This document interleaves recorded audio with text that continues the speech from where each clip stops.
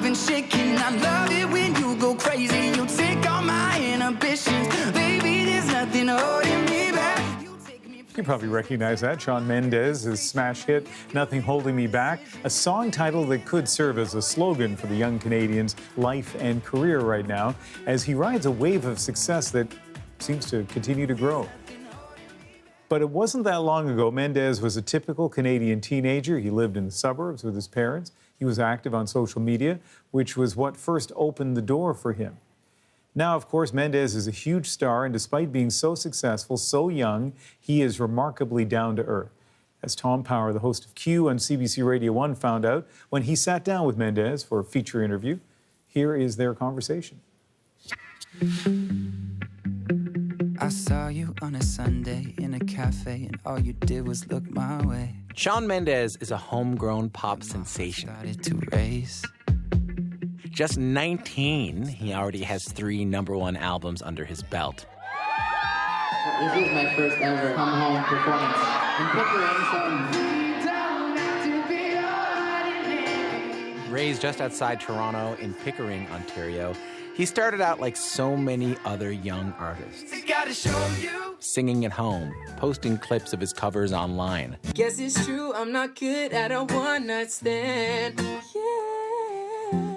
His followers grew. Quickly, he went from Vine star to pop star.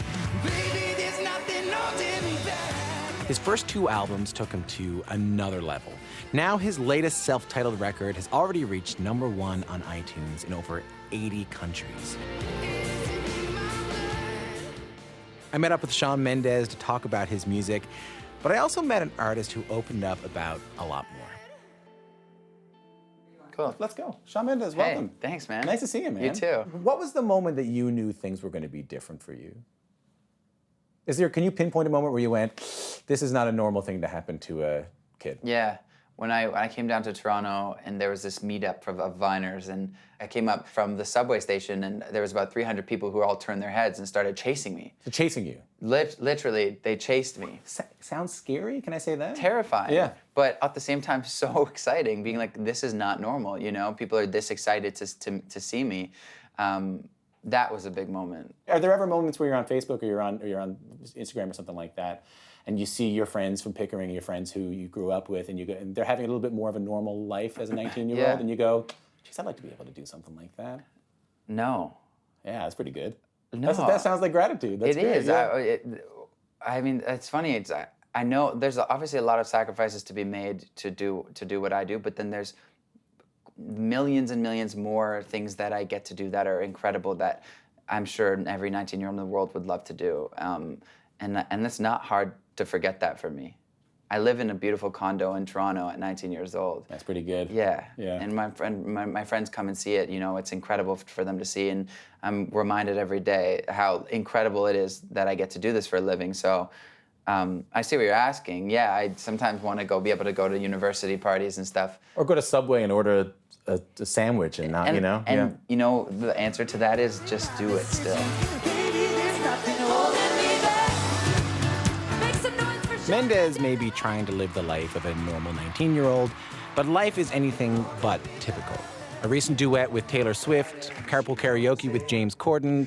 Pulls me in enough to keep me guessing. Sounds hard to beat, but for Shawn Mendes, there's something even more exciting. Having his song become an anthem for Portugal's World Cup soccer team.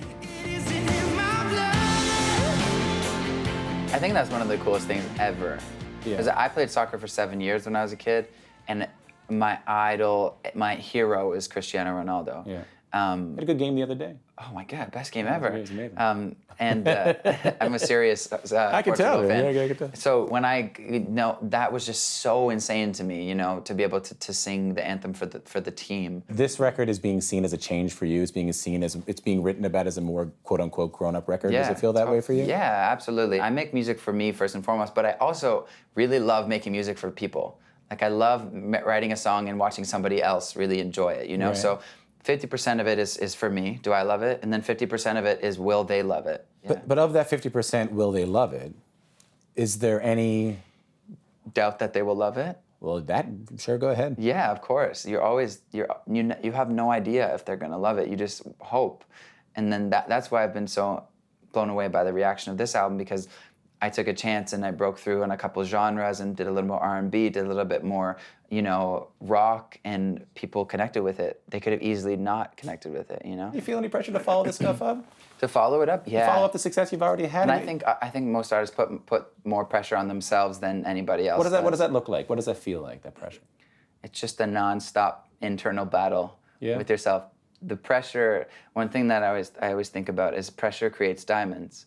Yeah. And so without that pressure, I think the care wouldn't be there to make work that you really think is incredible. And then the success wouldn't be there.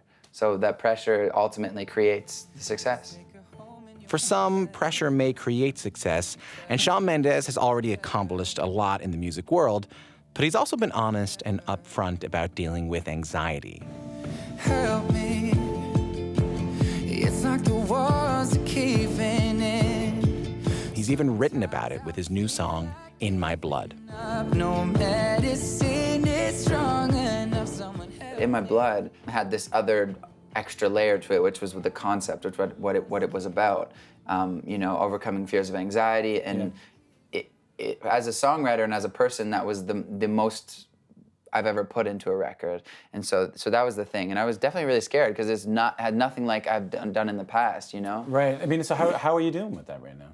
Good. I mean, I think the thing is about anxiety is that it comes in phases and it's different for everybody. And in a moment when I was having it, I wrote a song about it, and I'm great right now. But I mean, I'm super proud of that record. It's something I struggle with too, man. Yeah. Like it's every day, and I've had to go see people for it to deal with anxiety. I think that when people like you sing about it, when you're able to be kind of vulnerable like that, it really means a lot to people. It becomes much more normal for whatever normal means. But is that on your mind? Like, yeah, this is normalizing a little bit. This is making it okay. Yeah, man. I think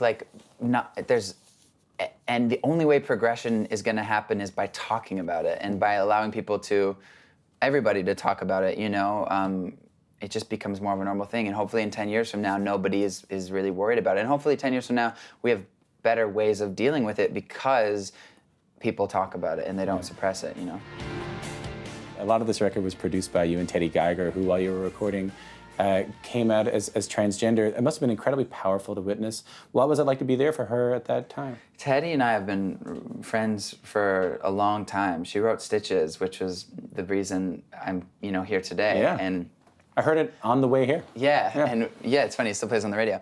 Yeah. We had an immediate kinetic connection, just immediately. And every session after that, I went on to write Treat You Better with her and Mercy and Holding Me Back and In My Blood, and eventually was like, I have to do the album with her. When that happened, it was such a big moment, the biggest thing that happened in her life as we were creating the biggest album of my life. So there was so much energy and so much emotion that I think it actually fueled the fire of creating the album. And it's a little difficult for me to explain, but I think for anybody that ever questions transgender, if they had one of their best friends decide to go through with it, it takes a couple weeks to get used to referring to someone as a pronoun that you're not used to. Mm-hmm. I remember the first time I referred to Teddy as a she, and she looked at me with this sense of joy, the sense of joy that you really don't see very often. She was so happy internally because I nonchalantly just referred to her as a she, as I do.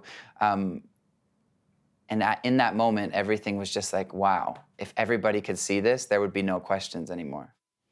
Some interesting insights from a big star. Here's a sense of how well Shawn Mendes is doing right now. His third album has become his third to hit #1, and he becomes the third youngest performer to achieve that, behind only Miley Cyrus and fellow Canadian Justin Bieber. The new record debuted at #1 on iTunes in dozens of countries around the world. And if you'd like to hear Tom's full interview with Shawn Mendes, tune into Q on CBC Radio 1 tomorrow morning, 10 a.m. local time. It will also be posted online at cbc.ca/Q.